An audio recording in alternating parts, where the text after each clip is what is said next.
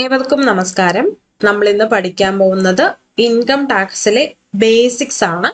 അപ്പൊ എന്താണ് ഇൻകം, എന്താണ് ടാക്സ്, അതിൽ വരുന്ന കാര്യങ്ങൾ എന്തൊക്കെയാണ്, ഇതൊക്കെയാണ് ഇന്നത്തെ ടോപ്പിക്. ആദ്യമായിട്ട് എന്താണ് ടാക്സ്? ടാക്സിന്റെ ഹിസ്റ്ററി നമ്മൾ നോക്കുകയാണെങ്കിൽ അത് വളരെ പഴക്കമുള്ള ഒന്നാണ്. അതായത് രാജാക്കന്മാരുടെ ഭരണം മുതൽ തന്നെ ടാക്സ് ഇന്ത്യയിലൊക്കെ കളക്ട് ചെയ്യപ്പെട്ടിരുന്നു. അതായത് പണ്ട് രാജ്യഭരണം ആയിരുന്ന സമയത്ത് രാജാവ് പ്രജകളുടെ കയ്യിൽ നിന്നും കരം എന്നുള്ള രീതിയിൽ പൈസ വാങ്ങിച്ചെടുത്തിട്ട് അതേ എമൗണ്ട് വെച്ചിട്ടാണ് അവർക്ക് പലതരത്തിലുള്ള സേവനങ്ങൾ കൊടുത്തിട്ടുണ്ടായിരുന്നത്. അതേ സിസ്റ്റം തന്നെയാണ് ഇന്നത്തെ ഒരു ഫോർമൽ സ്ട്രക്ചറിലും ഗവൺമെന്റ് ചെയ്തുകൊണ്ടിരിക്കുന്നത്. അതായത് ഗവൺമെന്റ് നമ്മുടെ കയ്യിൽ നിന്നും പല രീതിയിൽ പൈസ കളക്ട് ചെയ്യുന്നു. അതാണ് ഈ ടാക്സ് എന്ന് പറയുന്നത്. അപ്പൊ പല രീതിയിൽ ടാക്സസ് ആയിട്ട് കളക്ട് ചെയ്യുന്നു. ആ ടാക്സസ് ഉപയോഗിച്ചിട്ട് അവര് നമുക്ക് പലതരത്തിലുള്ള സേവനങ്ങൾ തരുന്നു. അതായത് നമുക്ക് ഗവൺമെന്റ് സ്കൂൾസ്, കോളേജസ് അല്ലെങ്കിൽ ഹോസ്പിറ്റൽസ്, അതുപോലെ നമ്മുടെ റോഡ്, റെയിൽവേ, പിന്നെ പോസ്റ്റ് ഓഫീസ്, അങ്ങനെയുള്ള സേവനങ്ങൾ. അതായത് എല്ലാ തരത്തിലും ഏത് സെക്ടർ എടുത്താലും അവിടെ ഗവൺമെന്റിന്റെ ഒരു കയ്യൊപ്പുണ്ട്, അല്ലെ? അവിടെ ഗവൺമെന്റിന്റെ ഒരു വിഭാഗം ഉണ്ടാവും. അപ്പോ ഇങ്ങനെയുള്ള എല്ലാ കാര്യങ്ങളും, ഈവൻ നമ്മുടെ പോലീസ് ഫെസിലിറ്റീസ് അല്ലെങ്കിൽ മിലിറ്ററി ഫെസിലിറ്റീസ്, അങ്ങനെ ഏതൊരു കാര്യം നമ്മൾ എടുത്താലും നമുക്ക് അവിടെ ഗവൺമെന്റിന്റെ ഒരു ഇൻഫ്ലുവൻസ് അല്ലെങ്കിൽ ഗവൺമെന്റിന്റെ ഒരു കയ്യൊപ്പ് കാണാനായിട്ട് സാധിക്കും. അപ്പൊ ഗവൺമെന്റ് എങ്ങനെയാണ് ഇതെല്ലാം റൺ ചെയ്ത് കൊണ്ടുപോകുന്നത്? ഗവൺമെന്റിന് ഇതൊക്കെ ചെയ്യണമെങ്കിൽ അവരുടെ കയ്യിൽ ഫണ്ട് വേണം, അല്ലെ? ആ ഫണ്ട് അവർ കളക്ട് ചെയ്യുന്നത് പബ്ലിക്കിന്റെ കയ്യിൽ നിന്നാണ്. ഓക്കെ, അതിനെയാണ് നമ്മൾ ടാക്സസ് എന്നുകൊണ്ട് ഉദ്ദേശിക്കുന്നത്. അപ്പൊ ഈ ടാക്സ് എന്ന് പറയുന്നത് ആരും സ്വമേധയാ സ്വന്തം ഇഷ്ടത്തിന് കയ്യിൽ നിന്ന് എടുത്ത് കൊടുക്കുന്ന ഒന്നല്ല. ഗവൺമെന്റ് അത് നമ്മുടെ പല നിയമങ്ങളിലൂടെ നമ്മുടെ മേലെ എൻഫോഴ്സ് ചെയ്തിട്ടുള്ള ഒന്നാണ്. അതായത് നിങ്ങളുടെ കയ്യിൽ ഇങ്ങനെയൊക്കെ നടന്നിട്ടുണ്ടെങ്കിൽ നിങ്ങൾ ഞങ്ങൾക്ക് ടാക്സ് തരണം, അങ്ങനെയാണ് ഗവൺമെന്റ് പറയുന്നത്. അപ്പൊ ഇതൊരിക്കലും പബ്ലിക് ഇഷ്ടത്തോടെ കൊടുക്കുന്ന ഒന്നാണെന്ന് പറയാനില്ല. പക്ഷെ നമ്മൾ നിയമം അനുസരിക്കുന്നതിന്റെ ഭാഗമായിട്ട് നമ്മൾ കൊടുക്കേണ്ടി വരുന്ന ഒന്നാണ്. അപ്പൊ അതാണ് ടാക്സ് എന്ന് പറയുന്നത്. അപ്പൊ tax, in simple words, it is a primary source of revenue to the government. ഗവൺമെന്റിന്റെ ഒരു മേജർ സോഴ്സ് ഓഫ് റവന്യൂ ആണ് ടാക്സ് എന്ന് പറയുന്നത്. ഈ ടാക്സ് എന്ന് പറയുന്നത് ഗവൺമെന്റ് പബ്ലിക്കിന്റെ കയ്യിൽ നിന്നും കളക്ട് ചെയ്യുന്നതാണ്. അതേപോലെ തന്നെ ഈ പൈസ തിരിച്ച് പബ്ലിക്കിന് തന്നെ പലതരത്തിലുള്ള സേവനങ്ങളായിട്ട് കൊടുത്തുകൊണ്ടിരിക്കുന്നുണ്ട്. അടുത്തതായിട്ട് രണ്ട് തരത്തിലുള്ള ടാക്സസ് ആണ് നമുക്കുള്ളത്. ഒന്ന് ഡയറക്റ്റ് ടാക്സ്, ഒന്ന് ഇൻഡയറക്റ്റ് ടാക്സ്. ആദ്യമായിട്ട് ഡയറക്റ്റ് ടാക്സ്. ഡയറക്റ്റ് ടാക്സ് എന്ന് വെച്ചാൽ ഒരു വ്യക്തിയിൽ നിന്നും ഡയറക്റ്റ് ആയിട്ട് കളക്ട് ചെയ്യപ്പെടുന്ന ഒന്നാണ്. ഇപ്പോ ഞാൻ എന്തെങ്കിലും ഒരു ജോലി ചെയ്യുന്നു, ആ ജോലിയിൽ നിന്നും ഞാൻ ഒരു വരുമാനം ഉണ്ടാക്കുന്നു. ഈ വരുമാനം ഒരു നിശ്ചിത അളവിൽ കൂടുതലാണെങ്കിൽ എനിക്ക് ഇത്ര രൂപ ടാക്സ് ആയിട്ട് അടയ്ക്കണം, അങ്ങനെ നിയമം നിലനിൽക്കുന്നുണ്ട്. അപ്പൊ അത് ഡയറക്റ്റ് ടാക്സ് ആണ്. കാരണം എന്റെ ഇൻകം ഇത്രയാണെന്നുള്ളത് എനിക്കറിയാം. അത് ഇത്ര എമൗണ്ടിന് മീതെ പോയിട്ടുണ്ടെങ്കിൽ ഞാൻ ടാക്സ് അടയ്ക്കണം, ഇല്ലെങ്കിൽ വേണ്ട. ഈ രീതിയിലുള്ള ഒരു സ്ട്രക്ചർ അവിടെ ഉണ്ടാക്കി വെച്ചിട്ടുണ്ട്. അതിനെയാണ് ഡയറക്റ്റ് ടാക്സ് എന്ന് പറയുന്നത്. അതായത് എനിക്ക് പ്രത്യക്ഷത്തിൽ അതറിയാം, എനിക്ക് ഇത്രയാണ് ഇൻകം, അപ്പൊ അതിന് ഇത്ര ടാക്സ് വരും എന്നുള്ളത്. ഇതിനെ നമ്മൾ ഡയറക്റ്റ് ടാക്സ് എന്ന് പറയുന്നു. അതിൽ ഫസ്റ്റത്തെ point, incidents and impact fall on the same person. അതിന്റെ മീനിങ്, ഇമ്പാക്ട് എന്ന് വെച്ചാൽ ആരോടാണ് ഗവൺമെന്റ് ഈ പൈസ ആവശ്യപ്പെടുന്നത്? നമ്മളോടാണ് ആവശ്യപ്പെടുന്നത്. ഇൻസിഡൻസ് എന്ന് വെച്ചാൽ ഫൈനലി ഇതാരുടെ കയ്യിൽ നിന്നാണ് പോകുന്നത്? എന്റെ കയ്യിൽ നിന്ന് തന്നെയാണ് പോകുന്നത്. അതായത് ഞാൻ വരുമാനം ഉണ്ടാക്കുന്നു, ആ വരുമാനത്തിന്റെ മീതെ ഞാൻ ടാക്സ് അടയ്ക്കേണ്ടതായിട്ട് വരുന്നു. അതായത് അവിടെ ഇമ്പാക്റ്റും ഇൻസിഡൻസും ഒരേ ആളുടെ മീതെയാണ്. അതിനെ നമ്മൾ ഡയറക്റ്റ് ടാക്സ് എന്ന് പറയുന്നു. അതേസമയം ഇൻഡയറക്റ്റ് ടാക്സ്, ഇൻഡയറക്റ്റ് ടാക്സിന് എക്സാമ്പിൾ പറയുകയാണെങ്കിൽ നമ്മൾ ഗുഡ്സിന്റെയും സർവീസിന്റെയും മീതെ ഇമ്പോസ് ചെയ്യുന്ന ടാക്സ് ആണ് ഇൻഡയറക്റ്റ് ടാക്സ്. ഇപ്പൊ ഒരു എക്സാമ്പിൾ പറയുകയാണെങ്കിൽ, ഞാനിപ്പോ ഒരു കടയിൽ പോയിട്ട് ഒരു സോപ്പ് വാങ്ങിക്കണം. ആ സോപ്പിന്റെ വില 40 രൂപയാണ്. അപ്പൊ ഞാൻ ആ 40 രൂപ കൊടുത്തിട്ട് വരണം. പക്ഷെ ചിലപ്പോ ആ സോപ്പിന്റെ വില 40 രൂപ ആയിക്കോളണം എന്നില്ല. അത് ടാക്സും കൂടെ ചേർന്നിട്ടുള്ള വിലയായിരിക്കും.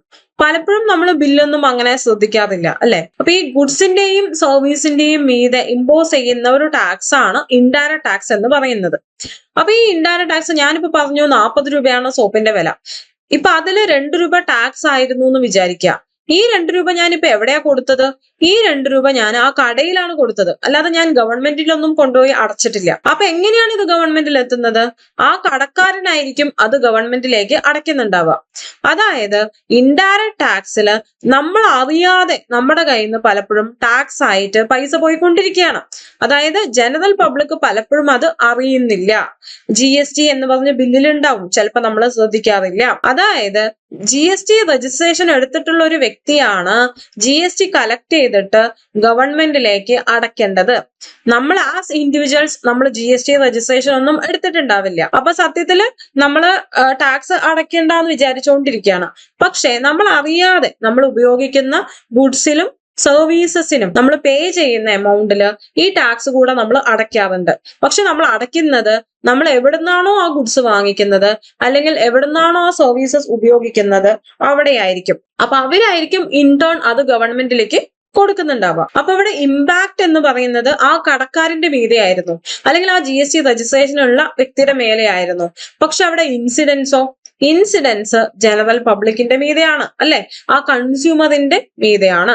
അപ്പൊ അതാണ് ഡയറക്ട് ടാക്സും ഇൻഡയറക്ട് ടാക്സും തമ്മിലുള്ള മെയിൻ ഡിഫറൻസ്. അപ്പൊ ഡയറക്ട് ടാക്സ് ആണെങ്കിൽ നമ്മൾ അറിഞ്ഞിട്ടാണ് നമ്മുടെ കയ്യിൽ നിന്ന് പൈസ പോകുന്നത്, നമുക്കത് ക്ലിയർ ആണ്, നമുക്കതിൽ യാതൊരു സംശയങ്ങളും ഇല്ല. അതേസമയം ഇൻഡയറക്ട് ടാക്സിൽ നമ്മൾ നേരിട്ട് അറിയുന്നില്ല, പക്ഷെ നമ്മുടെ കയ്യിൽ നിന്ന് പോയിക്കൊണ്ടിരിക്കുന്നുണ്ട്. നമ്മൾ ഉപയോഗിക്കുന്ന പല ഗുഡ്സിലും സർവീസിന്റെയും ചാർജ് ആയിട്ടാണ് അത് പോകുന്നത്. അപ്പൊ ഡയറക്ട് ടാക്സിൽ assessee himself bears such taxes, thus it pinches the taxpayer. നമുക്ക് നമ്മളെ തന്നെ നുള്ളി വിടുന്ന ഒരു ഫീലിംഗ് ആണ് ഡയറക്ട് ടാക്സിൽ. അതേസമയം ഇൻഡയറക്ട് ടാക്സിൽ അങ്ങനെയാണോ? അല്ല. നമ്മളിപ്പോ പറഞ്ഞു, ഇപ്പൊ GST കളക്ട് ചെയ്യേണ്ടത് ആ ഷോപ്പിന്റെ ഓണറാണ്. പക്ഷെ അവരത് നമ്മുടെ നിന്നാണ് കളക്ട് ചെയ്തിട്ട് കൊടുക്കുന്നത്, അല്ലെ? അവരാണ് പേ ചെയ്യുന്നതെങ്കിലും അവർ നമ്മുടെ നിന്ന് കളക്ട് ചെയ്തിട്ടാണ് പേ ചെയ്യുന്നത്. അതുകൊണ്ട് തന്നെ അവർക്ക് നേരിട്ടിട്ട് ഒരാള് നുള്ളിവിടുന്ന ഒരു ഫീൽ ഒന്നും ഉണ്ടാവില്ല. കാരണം അവിടെ ടാക്സ് ബേർഡൻ ഷോപ്പ് ഓണറിന്റെ കയ്യിൽ നിന്നും കസ്റ്റമറിലേക്ക് ഷിഫ്റ്റ് ആയിട്ടുണ്ട്. ഡയറക്ട് ടാക്സസ് ലെവീഡ് ഓൺ ഇൻകത്തിന്റെ മീതെയാണ് ഡയറക്ട് ടാക്സ്. ഇൻഡയറക്ട് ടാക്സ് ഗുഡ്സിന്റെയും സർവീസസിന്റെയും മീതെയാണ്. അതുകൊണ്ട് തന്നെ സാധനങ്ങളുടെ വില കൂടാൻ സാധ്യതയുണ്ട് എന്ന് നമുക്ക് വേണമെങ്കിൽ പറയാം. പിന്നെ ഇൻഡയറക്ട് ടാക്സിൽ വൈഡർ ടാക്സ് ബേസ് ആണ്. ഇൻഡയറക്ട് ടാക്സ് എന്ന് പറയുന്നത് ഗുഡ്സിന്റെയും സർവീസിന്റെയും മീതെയാണ്. ഗുഡ്സും സർവീസും എന്ന് പറയുന്നത് ഡേ ടു ഡേ ബേസിസിൽ ഇവോൾവിംഗ് ആണ്, അല്ലെ? പുതിയ പുതിയ ഗുഡ്സ് വന്നുകൊണ്ടിരിക്കുന്നു, പുതിയ പുതിയ സർവീസസ് വന്നുകൊണ്ടിരിക്കുന്നു. അപ്പൊ ഇതിനെല്ലാത്തിനും പുതിയതായിട്ട് ടാക്സസും വന്നുകൊണ്ടിരിക്കുന്നു. അപ്പൊ അതിന് വൈഡർ ടാക്സ് ബേസ് ആണ്. അതേസമയം ഡയറക്ട് ടാക്സ് എന്ന് പറയുന്നത് ഇൻകത്തിന്റെ മീതെയാണ് നോർമലി. അപ്പൊ ഇൻകം ടാക്സ് ആ ഒരു ഐറ്റം മാത്രമേ അവിടെ വരുന്നുള്ളൂ. പിന്നെ ഡയറക്ട് ടാക്സിന്റെ മറ്റൊരു പ്രധാനപ്പെട്ട പ്രത്യേകതയാണ് അത് പ്രോഗ്രസീവ് ഇൻ നേച്ചർ ആണ്. അതായത് കൂടുതൽ ഇൻകം ഏൺ ചെയ്യുന്നവര് കൂടുതൽ ടാക്സ് അടയ്ക്കേണ്ടതായിട്ട് വരുന്നു. അതേസമയം ഇൻഡയറക്ട് ടാക്സ് പ്രോഗ്രസീവ് അല്ല.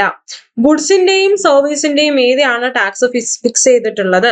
അതുകൊണ്ട് തന്നെ ആ ഗുഡ്സിനാണ് ഒരു റേറ്റ്, അല്ലാതെ നമ്മൾ അത് അധികം വാങ്ങിക്കുന്നതുകൊണ്ട് കൂടുതൽ റേറ്റിൽ ടാക്സ് കൊടുക്കേണ്ടതായിട്ട് വരുന്നില്ല. എക്സാമ്പിൾ പറയാം, ഇപ്പൊ നമുക്കറിയാം ഇന്ത്യയിലെ ഏറ്റവും വലിയ പണക്കാരൻ എന്ന് പറയുന്നത് അംബാനിയാണ്, അല്ലെ? അപ്പൊ അംബാനിക്ക് ഇൻകം ടാക്സ് അടയ്ക്കാൻ പോവുകയാണെങ്കിൽ കോടികൾ അടയ്ക്കേണ്ടതായിട്ട് വരും. ഇപ്പൊ ഞാൻ ടാക്സ് അടയ്ക്കുകയാണെങ്കിലോ എനിക്ക് കോടികളൊന്നും സമ്പാദ്യമില്ല. അതുകൊണ്ട് തന്നെ എന്റെ ഏർണിങ്സ് എത്രയാണോ അതിനനുസരിച്ച് കുറഞ്ഞ റേറ്റിലെ ഞാൻ ടാക്സ് അടയ്ക്കുന്നുള്ളൂ. അതേസമയം ഇപ്പൊ അംബാനി നാളെ ഒരു സോപ്പ് വാങ്ങിക്കാൻ പോവാണ്, ഞാനും ഒരു സോപ്പ് വാങ്ങിക്കാൻ പോവാണ്. അംബാനി ആയതുകൊണ്ട് അവർക്ക് വില കൂട്ടി ചോദിക്കാനൊന്നും പറ്റില്ല. ഞാൻ ആയതുകൊണ്ട് വില കുറച്ച് തരാനും പറ്റില്ല. ഒരു സോപ്പിന് 40 രൂപയാണ് വിലയെങ്കിൽ എന്റേതാണെങ്കിലും അംബാനിയുടേതാണെങ്കിലും ഒരേ റേറ്റിലേ അവർക്ക് എടുക്കാൻ പറ്റുള്ളൂ. അപ്പോ ഇൻഡയറക്ട് ടാക്സ് എന്ന് പറയുന്നത് എല്ലാവരുടെയും ഒരേ രീതിയിലാണ് കളക്ട് ചെയ്യപ്പെടുന്നത്. ഡയറക്ട് ടാക്സ് അങ്ങനെയല്ല, അത് പ്രോഗ്രസീവ് ആണ്. കൂടുതൽ ഇൻകം ഉള്ളവർ കൂടുതൽ ടാക്സ് അടയ്ക്കേണ്ടതായിട്ട് വരുന്നു, കുറവ് ഇൻകം ഉള്ളവർക്ക് കുറവ് ടാക്സ് അടച്ചാൽ മതി. അപ്പൊ ഇൻഡയറക്ട് ടാക്സിൽ നമുക്ക് പ്രോഡക്ട്സിനും സർവീസസിനുമാണ് ടാക്സ് റേറ്റ് ഫിക്സ് ചെയ്ത് വെച്ചിട്ടുള്ളത്. അപ്പോ അതുകൊണ്ട് തന്നെ അതിന്റെ ബെനിഫിറ്റ് എന്ന് പറയുന്നത് എല്ലാവർക്കും യൂസ്ഫുൾ ആയിട്ടുള്ള അല്ലെങ്കിൽ ബേസിക് നെസസിറ്റീസ് ആയിട്ടുള്ള സാധനങ്ങൾക്ക് ടാക്സസ് പൊതുവെ 0 ആയിരിക്കും, അല്ലെങ്കിൽ ചെറിയ റേറ്റ് ആയിരിക്കും. അതേസമയം ഹാർംഫുൾ ആയിട്ടുള്ള പ്രോഡക്ട്സ് ആണെങ്കിൽ അല്ലെങ്കിൽ ലക്ഷറി പ്രോഡക്ട്സ് ഒക്കെ ആണെന്നുണ്ടെങ്കിൽ അതിന്റെ റേറ്റ് ഓഫ് ടാക്സ് കൂടുതലായിരിക്കും. അതായത് 28%ഓ അങ്ങനെ ഹയർ റേറ്റിൽ 18%, 28% ഒക്കെ ആയിരിക്കും ഇൻഡയറക്ട് ടാക്സിൽ. പക്ഷെ ഡയറക്ട് ടാക്സിൽ അങ്ങനെയല്ല, നമുക്ക് ഇൻകം കൂടുതലുള്ളവരെ കൂടുതൽ അടയ്ക്കുക, അല്ലാത്തവരെ കുറവടയ്ക്കുക. അപ്പൊ എന്തായാലും ഈ ഒരു സബ്ജക്ട് തന്നെയാണല്ലോ നമ്മൾ പഠിക്കാൻ പോകുന്നത്. അപ്പൊ വരെ നിങ്ങൾക്ക് ബാക്കിയുള്ള കാര്യങ്ങൾ കൂടെ മനസ്സിലാക്കും. നിലവിൽ എന്താണ് ഡയറക്ട് ടാക്സ്, എന്താണ് ഇൻഡയറക്ട് ടാക്സ്, അതിലൊരു ഐഡിയ ഉണ്ടാക്കി വെക്കുക. അടുത്തതായിട്ട് കോൺസ്റ്റിറ്റ്യൂഷണൽ വാലിഡിറ്റി ഓഫ് ടാക്സസ്. അതായത് നമ്മുടെ ഇന്ത്യയിൽ നമുക്കറിയാം എന്തൊരു കാര്യം നടപ്പിലാക്കണമെങ്കിലും അതിന് കോൺസ്റ്റിറ്റ്യൂഷന്റെ അനുമതി വേണം. അപ്പൊ കോൺസ്റ്റിറ്റ്യൂഷൻ ആണ് ഇന്ത്യയിലെ സുപ്രീം ലോ എന്ന് പറയുന്നത്. കോൺസ്റ്റിറ്റ്യൂഷനിൽ പറയാത്ത ഒരു കാര്യം നമുക്ക് ചെയ്യാനായിട്ട് പറ്റില്ല. കോൺസ്റ്റിറ്റ്യൂഷന് കൺഫോമിറ്റി ഇല്ലാത്ത കാര്യങ്ങളാണെങ്കിൽ, അതായത് കോൺസ്റ്റിറ്റ്യൂഷന് അനുസരിച്ചിട്ടുള്ള കാര്യങ്ങൾ അല്ലെങ്കിൽ അതിനെ അൾട്രാ വയസ് ദ കോൺസ്റ്റിറ്റ്യൂഷൻ എന്നാണ് നമ്മൾ വിളിക്കുന്നത്. അപ്പൊ അത് beyond the powers of the constitution ആയി മാറും. അങ്ങനെയാണെങ്കിൽ അത് ഇല്ലീഗൽ ആയിരിക്കും, അത് വോയിഡും ആയിരിക്കും. അതിന് യാതൊരുവിധ നിയമസാധ്യതകളും ഉണ്ടാവില്ല. അപ്പൊ കോൺസ്റ്റിറ്റ്യൂഷനിൽ പറഞ്ഞിട്ടുള്ള കാര്യങ്ങൾ ചെയ്യാനേ നമുക്ക് പറ്റുള്ളൂ. അതുകൊണ്ട് തന്നെ ടാക്സ് കളക്ട് ചെയ്യാനുള്ള ഒരു റൈറ്റും കോൺസ്റ്റിറ്റ്യൂഷനിൽ കൊടുത്തു വെച്ചിട്ടുണ്ട്. അത് കൊടുക്കാതെ നമുക്കത് ഇംപ്ലിമെന്റ് ചെയ്യാൻ പറ്റില്ലല്ലോ. അപ്പൊ ടാക്സ് കളക്ട് ചെയ്യാനായിട്ടുള്ള ചില ആർട്ടിക്കിൾസ് കോൺസ്റ്റിറ്റ്യൂഷനിലുണ്ട്. അതിൽ റെലവെന്റ് ആയിട്ടുള്ളത് നമുക്ക് പഠിക്കാം. ഒന്ന് ആർട്ടിക്കിൾ 246 ആണ്. അപ്പൊ article 246 that with schedule 7 divides subject matter of law made by legislature into 3 categories. Maybe ഇത് നിങ്ങൾ കേട്ടിട്ടുണ്ടാവും. Union list, state list, concurrent list. അതായത് നിയമം ഉണ്ടാക്കാൻ 3ആയിട്ട് ക്ലാസിഫൈ ചെയ്തിട്ടുണ്ട്. അതിൽ യൂണിയൻ ലിസ്റ്റിൽ പറഞ്ഞിട്ടുള്ള കാര്യങ്ങളൊക്കെ സെൻട്രൽ ഗവൺമെന്റ് ആണ് നിയമങ്ങൾ ഉണ്ടാക്കുക. പിന്നെ സ്റ്റേറ്റ് ലിസ്റ്റ് ഉണ്ട്. സ്റ്റേറ്റ് ലിസ്റ്റിൽ പറഞ്ഞിട്ടുള്ള കാര്യങ്ങൾക്കൊക്കെ സ്റ്റേറ്റ് ഗവൺമെന്റിനാണ് പവേഴ്സ്. ആ കാര്യങ്ങളൊക്കെ സ്റ്റേറ്റ് ഗവൺമെന്റ്സ് ആയിരിക്കും നിയമങ്ങൾ ഉണ്ടാക്കുക. പിന്നെ ഒരു കൺകറന്റ് ലിസ്റ്റ് ഉണ്ട്. കൺകറന്റ് ലിസ്റ്റ് രണ്ടുപേരും കൈയിടുന്നതാണ്. അതായത് സെൻട്രൽ ഗവൺമെന്റിനും അതിൽ അവകാശമുണ്ട്, സ്റ്റേറ്റ് ഗവൺമെന്റിനും അവകാശമുണ്ട്. അപ്പൊ ഇങ്ങനെ 3 ലിസ്റ്റുകളായി തരംതിരിച്ചിട്ടുണ്ട്. ഓരോ ലിസ്റ്റിലും എന്തൊക്കെ കാര്യങ്ങളാണോ വരുന്നത് അതിലുള്ള കാര്യങ്ങൾക്കാണ് അവർക്ക് നിയമങ്ങൾ ഉണ്ടാക്കാനായിട്ട് സാധിക്കുള്ളൂ. അപ്പൊ യൂണിയൻ ലിസ്റ്റിൽ ഇൻകം ടാക്സ് വരുന്നുണ്ട്. അതുകൊണ്ട് തന്നെ ഇൻകം ടാക്സ് റിലേറ്റഡ് ആയിട്ടുള്ള എല്ലാ നിയമങ്ങളും തീരുമാനിക്കുന്നത് സെൻട്രൽ ഗവൺമെന്റ് ആണ്. ഓക്കെ, അപ്പൊ ആർട്ടിക്കിൾ 246 ഇങ്ങനെ 3 ലിസ്റ്റ് ഉണ്ടാക്കി കൊടുത്തു. അടുത്തതായിട്ട് ആർട്ടിക്കിൾ 265. ആർട്ടിക്കിൾ 265 പറയുന്നത് no tax shall be levied or collected except by the authority of law. നിയമത്തിന്റെ അനുമതി ഇല്ലാതെ ടാക്സ് കളക്ട് ചെയ്യാൻ പാടില്ല. അപ്പൊ നിയമത്തിന്റെ അനുമതിയാണ് 246 ഉണ്ടാക്കി കൊടുക്കുന്നത്. ഇപ്പൊ 265 പറയുന്നത് നിയമത്തിന്റെ അനുമതി ഇല്ലാതെ ഒരിക്കലും ടാക്സ് കളക്ട് ചെയ്യാനായിട്ട് പാടില്ല. അപ്പൊ കോൺസ്റ്റിറ്റ്യൂഷനിൽ വരുന്ന 2 റെലവെന്റ് ആയിട്ടുള്ള ആർട്ടിക്കിൾസ് ആണിത്. ആർട്ടിക്കിളിന്റെ നമ്പർ 1 പഠിച്ചു വെക്കുക. അപ്പൊ ഈ ടാക്സിന്റെ അഡ്മിനിസ്ട്രേഷൻ എങ്ങനെയാണ്? അപ്പൊ നമുക്ക് മിനിസ്ട്രി ഓഫ് ഫൈനാൻസ് ഉണ്ട്. ആ മിനിസ്ട്രി ഓഫ് ഫൈനാൻസിന്റെ കീഴിലാണ് ഡിപ്പാർട്ട്മെന്റ് ഓഫ് റവന്യൂ വരുന്നത്. ഈ ഡിപ്പാർട്ട്മെന്റ് ഓഫ് റവന്യൂവിൽ തന്നെ 2 ബോർഡുകളാണ് ഓപ്പറേറ്റ് ചെയ്യുന്നത്. ഒന്ന് central board of direct taxes CBDT, അതുപോലെ തന്നെ central board of indirect taxes and customs. ഇതിൽ central board of direct taxes എന്നുള്ള ഡിപ്പാർട്ട്മെന്റ് ആണ് ഇൻകം ടാക്സ് റിലേറ്റഡ് കാര്യങ്ങളൊക്കെ നോക്കുന്നത്. CBIC അഥവാ central board of indirect taxes and customs ആയിരിക്കും GST, കസ്റ്റംസ് പോലെയുള്ള ഇൻഡയറക്ട് ടാക്സസിന്റെ കാര്യങ്ങൾ നോക്കുന്നത്. Sources of income tax law in India. നമ്മൾ ഇൻകം ടാക്സ് എന്ന് പറഞ്ഞിട്ട് ഇപ്പോ ഒരു ബുക്ക് നമ്മൾ പഠിക്കുന്നുണ്ട് അല്ലെ? അപ്പൊ ഈ ബുക്ക് എന്ന് പറയുന്നത് നമ്മുടെ സിലബസിന്റെ ഭാഗമായിട്ട് തരുന്ന ഈ ബുക്കല്ല യഥാർത്ഥത്തിലെ ഇൻകം ടാക്സ് ആക്ട് എന്ന് പറയുന്നത്. അതായത് ഇൻകം ടാക്സ് എന്ന് പറയുന്നത് ഒരു ആക്ട് എന്ന് പറഞ്ഞിട്ടൊരു ബുക്ക് ഉണ്ട്. അതിനു പുറമെ നമുക്ക് റൂൾസ് വരുന്നുണ്ട്, ആനുവൽ അമെന്റ്മെന്റ്സ് വരുന്നുണ്ട്, സർക്കുലേഴ്സ് ആൻഡ് ക്ലാരിഫിക്കേഷൻസ് വരുന്നുണ്ട്, അതുപോലെ ജുഡീഷ്യൽ ഡിസിഷൻസും വരുന്നുണ്ട്. ഇതെല്ലാം ചേർന്നതാണ് യഥാർത്ഥത്തിൽ ഇൻകം ടാക്സ് ലോ എന്ന് നമ്മൾ പറയുന്നത്. നമുക്ക് പക്ഷെ ഒരു ബുക്കിന്റെ രൂപത്തിൽ അവർ തരുമ്പോൾ ഇതെല്ലാം വെവ്വേറെ തന്നു കഴിഞ്ഞാൽ പഠിക്കാൻ ബുദ്ധിമുട്ടാണല്ലോ. അതുകൊണ്ട് തന്നെ നമ്മുടെ സിലബസിനാക്കിയിട്ട് അവരെന്ത് ചെയ്യും, ഇതെന്നെല്ലാം വേണ്ടത് എടുത്തിട്ട് പുതിയൊരു ബുക്ക് ഉണ്ടാക്കും, സിംപ്ലിഫൈഡ് ആയിട്ടുള്ളത്. ആ ബുക്കാണ് നമ്മൾ പഠിക്കുന്നത്. അപ്പൊ യഥാർത്ഥത്തിൽ ഇൻകം ടാക്സ് എന്ന് പറയുമ്പോൾ എന്തൊക്കെ കാര്യങ്ങളാണ് നമ്മൾ മനസ്സിലാക്കേണ്ടത്? ഒന്ന്, നമുക്കൊരു ഇൻകം ടാക്സ് ആക്ട് ഉണ്ട്. 1961 ഇൻകം ടാക്സിൽ ഉണ്ടാക്കിയിട്ടുള്ള ഒരു ആക്ട് ആണത്. അത് April 1, 1962 മുതൽ നമുക്ക് അപ്ലിക്കബിൾ ആണ്. അപ്പൊ അതിൽ കുറെ കാര്യങ്ങൾ പറഞ്ഞു വെച്ചിട്ടുണ്ട്. അതിന് പുറമെ നമുക്കറിയാം, ഇപ്പൊ ഒരു ആക്ട് ഉണ്ടാക്കി വെച്ചിട്ട് അതിൽ ഒരു ചേഞ്ചും വരുത്താതെ ഇരുന്നു കഴിഞ്ഞാൽ വർഷങ്ങൾ പോകുമ്പോൾ അത് ഔട്ട്ഡേറ്റഡ് ആയി പോകും. അതുകൊണ്ട് തന്നെ എല്ലാ വർഷവും നമുക്ക് ആനുവൽ അമെന്റ്മെന്റ്സ് കൊണ്ടുവരുന്നുണ്ട്. അതായത് ചെറിയ ചെറിയ മാറ്റങ്ങൾ കൊണ്ടുവരുന്നുണ്ട്. ഇപ്പൊ ബേസ് ആയിട്ട് നമുക്കൊരു ആക്ട് ഉണ്ട്, അതിനു പുറമെ ഇയർലി നമുക്ക് അമെന്റ്മെന്റ്സ് ഉണ്ട്. ഇനി ഇൻകം ടാക്സ് റൂൾസ് ഉണ്ട്. അതായത് ഇൻകം ടാക്സ് ആക്ടില് പറഞ്ഞു വെച്ചിട്ടുള്ള കാര്യങ്ങൾ എങ്ങനെയാണ് ചെയ്യേണ്ടത്, അതിന്റെ പ്രൊസീജിയർ എന്താണ്, അതാണ് ഇൻകം ടാക്സ് റൂൾസിൽ പറഞ്ഞിട്ടുള്ളത്. അപ്പൊ ഇൻകം ടാക്സ് റൂൾസും ഇതുപോലെ ഇയർലി അമെൻഡ് ചെയ്യാറുണ്ട്, അല്ലെങ്കിൽ ആവശ്യമുള്ളപ്പോഴൊക്കെ അമെൻഡ് ചെയ്യാറുണ്ട്. അതായത് റൂൾസിലായിരിക്കും ഓരോ ഫോമിന്റെ പേരും ഫോമിന്റെ ഫോർമാറ്റും കാര്യങ്ങളും ഒക്കെ തന്നിട്ടുണ്ടാവുക. ആക്ടില് ഇങ്ങനെ ചെയ്യണം, അത് ചെയ്യണം, ഇത് ചെയ്യണം എന്നൊക്കെ പറഞ്ഞു വെച്ചിട്ടുണ്ടാവും.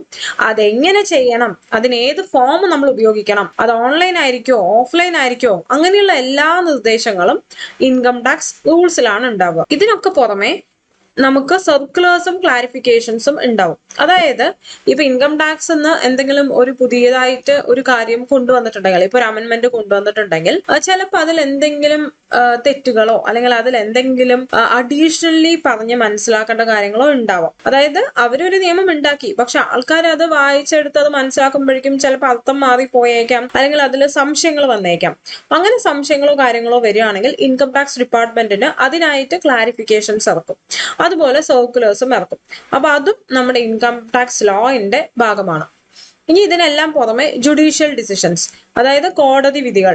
അതായത് ഇൻകം ടാക്സ് റിലേറ്റഡ് ആയിട്ട് എന്തെങ്കിലും ഒരു കേസ് നടക്കുകയാണെങ്കിൽ അതിന് ഹൈക്കോർട്സ് എന്നോ അല്ലെങ്കിൽ സുപ്രീം കോർട്ടെന്നോ എന്തെങ്കിലും വിധി വരികയാണെങ്കിൽ അതിനെയാണ് നമ്മൾ ജുഡീഷ്യൽ ഡിസിഷൻസ് എന്ന് പറയുന്നത്. അപ്പോൾ ഒരു ജുഡീഷ്യൽ ഡിസിഷൻ വന്നു കഴിഞ്ഞാൽ ആ ജുഡീഷ്യൽ ഡിസിഷൻ നമുക്ക് ഫേവറബിൾ ആണെങ്കിൽ നമുക്കും ആ ജുഡീഷ്യൽ ഡിസിഷനിൽ ഇങ്ങനെ പറഞ്ഞിട്ടുണ്ട്, അതുകൊണ്ട് എനിക്കിപ്പോ ഇവിടെ ടാക്സ് അടയ്ക്കാൻ വരുന്നില്ല, അങ്ങനെ പറഞ്ഞിട്ട് നമ്മുടെ അസസിംഗ് ഓഫീസറോട് പറയാനായിട്ട് സാധിക്കും. അതായത് എന്തെങ്കിലും ഒരു കൺഫ്യൂഷൻ ഉള്ള ഒരു ഭാഗം വന്നു, ഒരാൾക്ക് അതിൽ കേസ് പോകേണ്ടി വന്നു, അങ്ങനെ കേസിന് ഒരു വിധി വന്നു കഴിഞ്ഞാൽ ആ വിധി മറ്റുള്ളവർക്കും ഉപയോഗിക്കാം. ക്ലിയർ ആയോ? അപ്പൊ ഇതെല്ലാം ചേർന്നതാണ് നമ്മുടെ ഇൻകം ടാക്സിന്റെ അല്ലെങ്കിൽ ഇൻകം ടാക്സ് ലോയിന്റെ സോഴ്സ് എന്ന് പറയുന്നത്. വെറും നമ്മൾ പഠിക്കുന്ന ആ ഒരു ബുക്കാണ് ഇൻകം ടാക്സ്, ഇത് പഠിച്ച എനിക്ക് എല്ലാം മനസ്സിലായെന്ന് ഒരിക്കലും വിചാരിക്കരുത്. ഇത് ഒന്നുമേ അല്ല, നമ്മൾ ജസ്റ്റ് അതിന്റെ സിംപ്ലിഫൈഡ് ആയിട്ടുള്ള വേർഷൻ അല്ലെങ്കിൽ അതിലുള്ള കുറച്ച് കാര്യങ്ങളാണ് നമ്മൾ പഠിക്കുന്നുള്ളൂ. ഇതിന്റെ ബാക്കിൽ ഈ പറയുന്ന എല്ലാ കാര്യങ്ങളും ഉണ്ട്. അതായത് ഒരു ഇൻകം ടാക്സ് ആക്ട് ഉണ്ട്, ആനുവലി അമെന്റ്മെന്റ്സ് കൊണ്ടുവരുന്നുണ്ട്, ബഡ്ജറ്റിലൂടെ അമെന്റ്മെന്റ്സ് കൊണ്ടുവരുന്നുണ്ട്, ഇൻകം ടാക്സ് റൂൾസ് ഉണ്ട്, സർക്കുലേഴ്സ് ആൻഡ് ക്ലാരിഫിക്കേഷൻസ് ഉണ്ട്, ജുഡീഷ്യൽ ഡിസിഷൻ ഉണ്ട്.